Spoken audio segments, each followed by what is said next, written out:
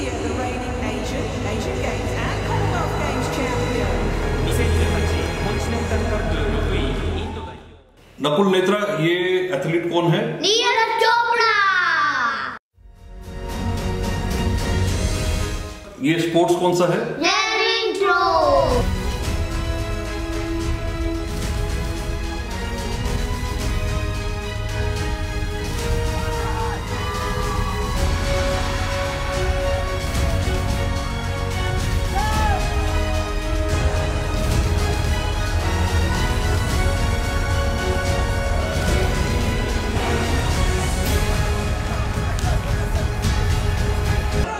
पहला gold medal भारत के नाम एथलेटिक्स में ओलंपिक गेम्स के अंदर, और वो आया है टोक्यो 2020 में।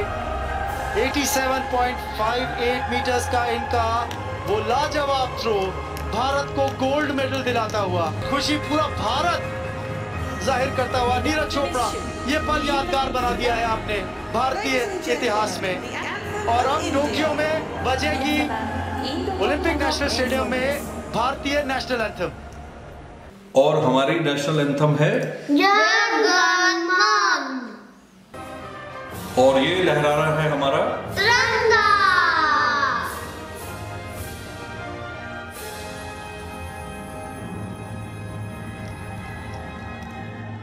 किस एथलीट ने गोल्ड मेडल जीता? नीरज चोपड़ा। और खुश कौन हुआ? पूरा भारत। सबसे ऊपर झंडा किसका लहराया गया? भारत का। ओके। और नेशनल एंथम किसकी बजी? भारत की। क्यों? क्योंकि नीरज चोपड़ा और हम सब भारतीय यानी कि इंडियन हैं। यस। भारत हमारा देश है और हम सब भारतवासी हैं। ये हमारी नेशनल आइडेंटिटी है। अब हम बात करेंगे अपने नेशनल आइडेंटिटी एलिमेंट्स के बारे में। ये वो सिंबल्स हैं जो हमारी पहचान, संस्कृति, गर्व और देशभक्ति से जुड़े हुए हैं। थोड़ा भारी हो गया, मैं तुमको आसान शब्दों में समझाता हूं। इसमें सबसे पहले आता है हमारा नेशनल फ्लैग। ठीक है, ये देखो यहाँ पे, ये हमारा नेशनल फ्लैग आप देख रहे हो। यस। यस। तो टोक्यो ओलंपिक्स में जेवलिन में जब नीरज चोपड़ा को गोल्ड मिला, तो सेकंड और थर्ड पोजीशन में जो एथलीट आए थे वो दोनों चेक रिपब्लिक के थे। और जैसे हमारा जो है ट्राई कलर तिरंगा सबसे ऊपर गया, सेकंड और थर्ड पोजीशन में उनके देश का फ्लैग ऊपर गया और उनके देश की नेशनल एंथम भी बजाई गई। तो जैसे हमारे देश का फ्लैग है, नेशनल एंथम है, ऐसे सभी देशों के अपने अपने एलिमेंट्स, सिंबल्स होते हैं जो वहां के सिटीजन जो है उससे अपने आप को आइडेंटिफाई करते हैं। ठीक है, तो हमारा जो नेशनल फ्लैग है वो ट्राई कलर है, उसमें 3 कलर है। तिरंगा, ये तीनों हॉरिजॉन्टल बैंड है। इसमें सबसे ऊपर केसरिया यानी कि सैफरन है, वो सामने देख रहे हो सबसे ऊपर। उसके नीचे सफेद यानी कि व्हाइट, और सबसे नीचे हरा यानी कि ग्रीन। ये 3 बैंड हो गए। ठीक है, और उसके बीच में जो वो आप व्हील देख रहे हो, चक्र देख रहे हो, वो अशोक चक्र का सिंबल है। वो मैं थोड़ी देर में आपको अशोक चक्र के बारे में भी बताऊंगा। ये नेवी ब्लू कलर का है। और जैसे आपकी साइकिल में स्पोक्स होते हैं ना नकुल, आपकी साइकिल में स्पोक्स होते हैं ना ऐसे व्हील के अंदर, ऐसे इस व्हील में ये 24 स्पोक्स हैं जो कि 24 घंटे को दर्शाते हैं। अब हम अपने नेक्स्ट उस पे अपना नेशनल आइडेंटिटी एलिमेंट पे बढ़ेंगे। और देखते हैं हमारा अगला नेशनल आइडेंटिटी एलिमेंट क्या है। ये क्या है? पीकॉक। दैट्स राइट, पीकॉक यानी कि मोर। ठीक है, और ये एक मेल मोर है, पीकॉक है। ये हमारा नेशनल बर्ड है। ये मुझे वो पार्क में मिला, मुझे पार्क में भी नहीं मिला। हाँ यार, अभी अब हम गए तो थे ढूंढने, हमको मिला नहीं। इसलिए हम जू जाएंगे। हाँ, इसको हम जू में जाकर देखेंगे। ठीक है, ऑलराइट। तो मैं जैसा आपको बता रहा था कि ये मेल बर्ड है पीकॉक। जो पी हैन होती है वो इससे छोटी होती है। और ये जो पीकॉक है, जब ये खुश होकर नाचता है तो इसके पीछे वो देख रहे हो, इसके मोर पंख, वो सब ऐसे खड़े हो जाते हैं ऊपर, और बहुत सुंदर लगता है ये। Alright, so this is our national bird, जो कि अब हम जब जू जाएंगे तो वहां इसको स्पॉट करेंगे। ऑलराइट, ये इसके ऐसे पंख और ऐसे उड़ जाता है, उड़ता ज्यादा, फ्लाइट बहुत ज्यादा उड़ता भी है, ठीक बात है आपकी। लेकिन नेत्रा जो बोल रही है ना, जब ये डांस करता है तो इसके पंख ऐसे, जब ऐसे किसी से डांस करते हैं तो ऐसे पंख ऐसे हो जाते हैं। शेर खान, ओके, शेर खान नहीं, टाइगर, टाइगर, ये है हमारा national animal tiger. That's right, tiger is our national animal. और नेशनल बर्ड क्या था? पीकॉक। National animal tiger. तो अब जब जू में जाएंगे तो आपको टाइगर को भी स्पॉट करना है और इसके साथ आपने भी फोटो भी खिंचवानी है, ठीक है? ऑलराइट, तो अब ये टाइगर इस वीडियो में आप देख लो कितना, इसको आप देखो कितना ग्रेसफुल, पावरफुल और स्ट्रॉन्ग लग रहा है, इसलिए इसको हमारा नेशनल एनिमल बनाया गया है। ओके नकुल, नेत्रा, ये क्या है? Lotus. That's right, this is lotus, या फिर हिंदी में इसे कमल कहते हैं, ठीक है? ये हमारा नेशनल फ्लावर है। फ्लावर इसको हमारे यहाँ काफी शुभ माना जाता है और भारतीय संस्कृति और कला में इसकी एक बहुत इंपॉर्टेंट प्लेस है, मतलब, ठीक है? ये बहुत जगह पे आपको ये हमारी कलाकृतियों में देखने को मिलेगा। Alright, so next on the list is the Indian fig tree, यानी कि बैनियन ट्री, जिसे हम हिंदी में बरगद का पेड़ कहते हैं, ठीक है? अब आप इस पेड़ को देखो कितना चौड़ा दिखाई दे रहा है ना?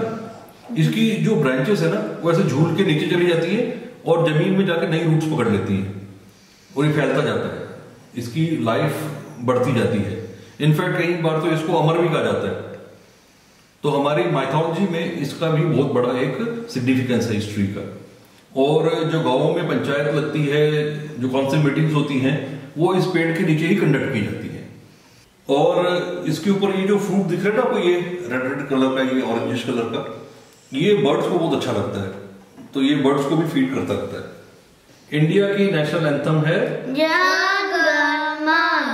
राइट, और उसके साथ जो आप पिक्चर देख रहे हैं वो गुरुदेव रविंद्रनाथ टैगोर की पिक्चर है। इन्होंने हमारी नेशनल एंथम यानी कि राष्ट्रगान को लिखा था ओरिजिनली बांग्ला में, भारतो भाग्य विधाता, जिसका बाद में हमने हिंदी रूप जो है उसे अपने राष्ट्रीय गान के रूप में अपनाया है। तो जैसा कि आपने मुझे राइटली बताया था कि हमारी नेशनल एंथम है जन गण मन, उसी तरह से हमारा एक नेशनल सॉन्ग भी है, ठीक है? राष्ट्रगीत वंदे मातरम, जिसे जो पिक्चर देख रहे हैं ना आप वहां पे, वो है बंकिम चंद्र चट्टोपाध्याय। आप लोगों के लिए ये सब नाम इस समय याद करना मुश्किल होगा, जैसे जैसे आप बड़े होते जाओगे आपको इन नामों की पहचान हो जाएगी, ठीक है? और आपको नेशनल एंथम और नेशनल सॉन्ग का डिफरेंस भी समझ में आ जाएगा। स्कूल में आप नेशनल एंथम गाते थे जन गण मन, ऐसे ही हम जो हमारा नेशनल सॉन्ग है, हमारा राष्ट्रगीत है, उसे भी याद करेंगे, ठीक है? मेरे साथ आप लोग वो याद करोगे, ओके? और इन दोनों का डिफरेंस आपको पता होना चाहिए कि नेशनल एंथम कौन सी है और नेशनल सॉन्ग कौन सा है, ओके?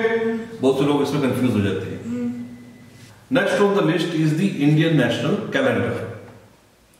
साल में कितने महीने होते हैं? 12। Yes, you right. और नकुल, ये कौन सा महीना चल रहा है? नवंबर। नवंबर, यू राइट, वेरी गुड। तो हमारा जो नॉर्मल कैलेंडर हम यूज करते हैं वो जनवरी में शुरू होता है और दिसंबर में खत्म होता है, 12 मंथ्स होते हैं उसमें। इंडियन कैलेंडर में भी 12 मंथ्स हैं, लेकिन हमारा जो कैलेंडर है वो 22 मार्च को शुरू होता है नॉर्मली, और लीप ईयर में 21 मार्च को, जो कि हमारे कैलेंडर के हिसाब से पहला जो महीना होता है वो चैत्र का महीना होता है। आप जैसे जैसे बड़े होंगे मैं आपको इन दोनों का डिफरेंस और इनकी मीनिंग समझाऊंगा, ठीक है? तो 22 मार्च को चैत्र के महीने से इंडियन नेशनल कैलेंडर स्टार्ट होता है और ये साका इरा पे बेस्ड है। नकुल, इतना ये क्या है? Indian rupee. That's right, Indian rupee, ये हमारी नेशनल करेंसी है।